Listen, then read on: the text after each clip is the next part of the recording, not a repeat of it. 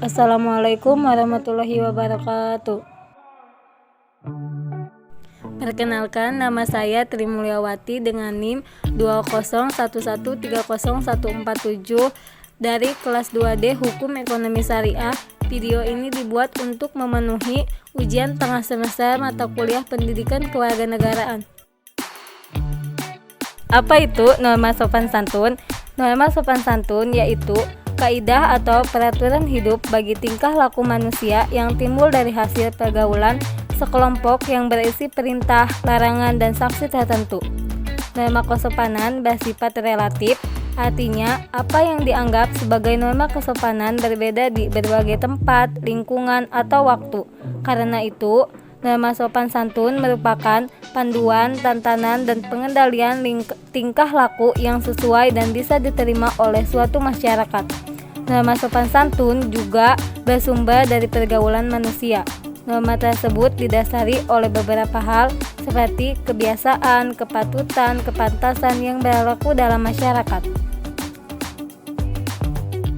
Penerapan norma sopan santun di kehidupan sehari-hari. Yang pertama, menghormati orang yang lebih tua. Menghormati orang yang lebih tua yaitu keharusan bagi mereka yang muda. Beberapa contoh cara menghormati orang yang lebih tua. Yang pertama, tidak meninggikan suara ketika berbicara dengan mereka. Yang kedua, menggunakan kata ganti yang sopan dan tidak menyebutkan langsung nama mereka. Yang ketiga, tidak duduk di tempat yang lebih tinggi dari mereka atau mendahului dan membelakangi mereka ketika berjalan. Yang keempat, mendengarkan seksama ketika mereka berbicara dan tidak membantah dengan keras ataupun tidak menyela. Dan yang kelima, menjalankan nasihat-nasihat atau perintah baik yang mereka katakan.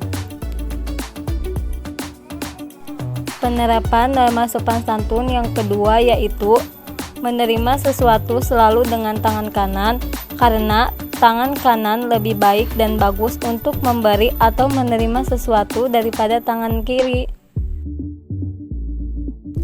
Penerapan norma sopan santun yang ketiga yaitu meminta maaf. Ada 6 cara untuk meminta maaf. Yang pertama, mendengarkan dengan penuh perhatian. Meminta maaf dengan terburu-buru akan membuat Anda terlihat kurang memberikan usaha dalam memahami kesalahan. Karena itu, penting untuk mengajak berbicara dengan orang lain tentang apa yang mereka rasakan dan membiarkan mereka menyebutkan kesalahan Anda tanpa merasa tersinggung. Yang kedua, siapkan rencana permintaan maaf. Merencanakan permintaan maaf kepada orang lain bukanlah hal yang merepotkan dan terkadang merupakan hal yang baik. Misalnya dengan mencoba menuliskan pesan permintaan maaf dan membacakan kembali berulang-ulang. Ketiga, rincikan permintaan maaf. Meminta maaf tidak hanya sekedar menyebut bahwa Anda merasa salah saja, tetapi rincian bagaimana perasaan menyesal terhadap tindakan Anda dan jelaskan alasannya. Keempat, jangan terlalu fokus pada perasaan. Jangan pernah membawa perasaan penyesalan di masa lalu ketika meminta maaf karena berdampaknya yang dapat memperburuk situasi. Kelima, buktikan tindakan Anda.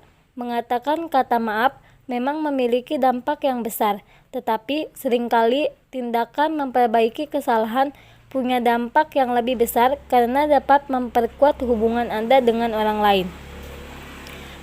Keenam, bersabar. Terkadang beberapa kesalahan memberikan dampak yang buruk hingga sulit untuk mendapatkan permintaan maaf dalam waktu yang cepat dan berdampak pada seberapa lama seseorang dapat memaafkan dan menerima permintaan maaf itu. Penerapan norma sopan santun yang keempat yaitu berpakaian dengan sopan dan santun.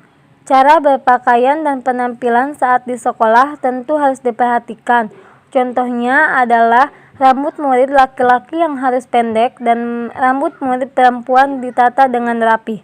Pakaian siswa juga harus bersih dan dalam keadaan yang baik. Selain itu, pakaian yang digunakan juga harus disesuaikan dengan peraturan sekolah.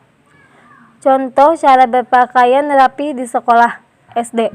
Yang pertama, memiliki seragam sesuai dengan tingkat sekolah seragam putih merah untuk SD, putih biru untuk SMP, dan putih abu untuk SMA. Selain itu, wajib memiliki seragam selainnya seperti batik untuk di hari-hari tertentu. Yang kedua, gunakan dasi dan topi sesuai dengan tingkat sekolah. Yang ketiga, pilih ukuran seragam yang pas agar tidak kekecilan atau kebesaran.